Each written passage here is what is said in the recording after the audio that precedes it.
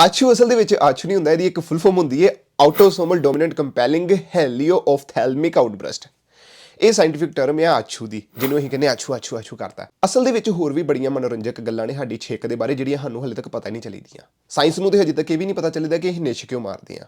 ਕੁਝ ਰਿਸਰਚਰਸ ਨੇ ਆਪਣੇ ਵੱਲੋਂ ਇਹ ਦੱਸੇਦਾ ਵਾ ਕਿ ਜਿਹੜੇ ਗਲਤ ਪੈਥੋਜਨ ਸਾਡੇ ਅੰਦਰ ਚੱਲ ਜਾਂਦੇ, ਜਾਂ ਕੋਈ ਕੀੜੇ ਮਕੌੜੇ ਮਾੜੀਆਂ ਮੋਟੀਆਂ ਜਿਹੜੇ ਛੋਟੇ ਛੋਟੇ ਹੁੰਦੇ ਨੇ ਜਿਹੜੇ, ਉਹ ਜੇ ਅੰਦਰ ਸਾਡੇ ਚੱਲ ਜਾਂਦੇ ਤੇ ਉਹਨਾਂ ਨੂੰ ਕੱਢਣ ਦੇ ਲਈ ਅਸੀਂ ਨਿੱਛ ਮਾਰਦੇ ਆ। ਨਿੱਛ ਮਾਰ ਕੇ ਕੀ ਕਰਦੇ ਆ ਆਪਾਂ, ਉਹ ਪਾਰਟੀਕਲਸ ਹੋਰ ਫੈਲਾ ਦਿੰਦੇ। ਚਲੋ ਸਾਡੇ ਸਰੀਰ 'ਚੋਂ ਤੇ ਭਾਵੇਂ ਉਹ ਨਿਕਲ ਜਾਂਦੇ ਨੇ, ਬਟ ਉਹ ਲੋਕਾਂ ਦੇ ਸਰੀਰਾਂ ਦੇ ਵਿੱਚ ਚੱਲ ਜਾਂਦੇ ਨੇ ਕਈ ਵਾਰੀ। ਇਸੇ ਚੀਜ਼ ਨੂੰ ਹੋਰ ਡੂੰਘਾਈ ਦੇ ਵਿੱਚ ਰਿਸਰਚ ਕਰਨ ਨੂੰ ਬੋਰੀਬਾ, ਜਿਹੜਾ ਇੱਕ MIT ਦਾ ਸਾਇੰਟਿਸਟ ਸੀ, ਉਹਨੇ ਰਿਸਰਚ ਕੀਤੀ ਇਹਦੀ ਬੜੀ ਤਗੜੀ। ਰਿਸਰਚ ਦੇ ਵਿੱਚ ਉਹਨੇ ਇਹ ਪਾਇਆ ਕਿ ਜਿਹੜੇ ਪ੍ਰਭਾਵਿਤ ਪਾਰਟੀਕਲ ਸੀ ਉਹ 10 ਮਿੰਟ ਤੱਕ 에ਅਰ ਦੇ ਵਿੱਚ ਰਹਿੰਦੇ ਸਾਡੇ ਜਦੋਂ ਨਿੱਛ ਮਾਰ ਲੈਂਦੇ ਆ। ਸੋ ਬਾਕੀ ਲੋਕਾਂ ਨੂੰ ਤਾਂਹੀਓ ਕਿਹਾ ਜਾਂਦਾ ਕਿ ਥੋੜ੍ਹੇ ਆਪਣੇ ਆਪ ਨੂੰ ਬਚਾ ਕੇ ਰੱਖਣਾ ਚਾਹੀਦਾ ਨਿੱਛ ਵਾਲੇ ਬੰਦੇ ਤੋਂ, ਕਿ ਉਹਦੇ ਕੀਟਾਣੂ ਜਿਹੜੇ ਆ ਉਹ ਤੁਹਾਡੇ ਉਹਦੇ ਅੰਦਰ ਦੇ ਕੀਟਾਣੂ ਵੀ ਆਣੇ ਆ, ਜਾਂ ਜਿਨ੍ਹਾਂ ਨੇ ਉਹਨੂੰ ਇਫੈਕਟ ਕੀਤਾ ਦਾ ਉਹ ਵੀ ਕੀਟਾਣੂ ਤੁਹਾਡੇ 'ਚ ਆਣੇ ਨੇ। ਸੋ ਥੋੜ੍ਹੀ ਦੂਰੀ ਬਣਾ ਕੇ ਰੱਖੀ ਦੀ ਹੈ। ਹੋਰ ਰਿਸਰਚ ਦੇ ਵਿੱਚ ਉਹਨੇ ਇਹ ਪਾਇਆ ਕਿ ਉਹ ਜਿਹੜੀ ਨਿੱਛ ਆਪਾਂ ਮਾਰਦੇ ਆ ਉਹਦੇ ਵਿੱਚ ਅਸੀਂ ਜਦੋਂ ਬਾਅਦ 'ਚੋਂ ਨੱਕ ਤੇ ਸਾਡੇ ਡ੍ਰੌਪਲੇਟਸ ਬਣ ਜਾਂਦੇ ਨੇ।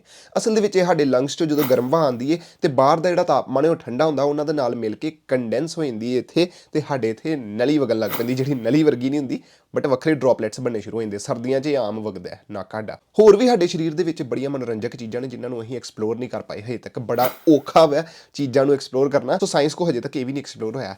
ਫਨ ਫੈਕਟ ਤੁਹਾਨੂੰ ਇਹ ਵੀ ਦੱਸਦਾ ਕਿ ਜਿਹੜੀ ਆਕਸੀਜਨ ਆ ਸਾਡੇ ਅੰਦਰ, ਅਸੀਂ ਜਿਹੜੀ ਹੁਣ ਵੀ ਇਨਹੇਲ ਕਰਨ ਦੇ ਆ, ਇਹ ਸਾਡੇ ਲੱਖਾਂ ਕਰੋੜਾਂ ਸਾਲਾਂ ਪਹਿਲੇ ਜਿਹੜੇ ਪੂਰਵਜ ਸੀ ਉਹਨਾਂ ਨੇ ਵੀ ਕਿਸੇ ਨਾ ਕਿਸੇ ਟਾਈਮ ਤੇ ਇਹੋ ਹੀ ਆਕਸੀਜਨ ਦਾ ਪਾਰਟੀਕਲ ਕਿਤੇ ਨਾ ਕਿਤੇ ਕੰਜ਼ਿਊਮ ਕੀਤਾ ਸੀ।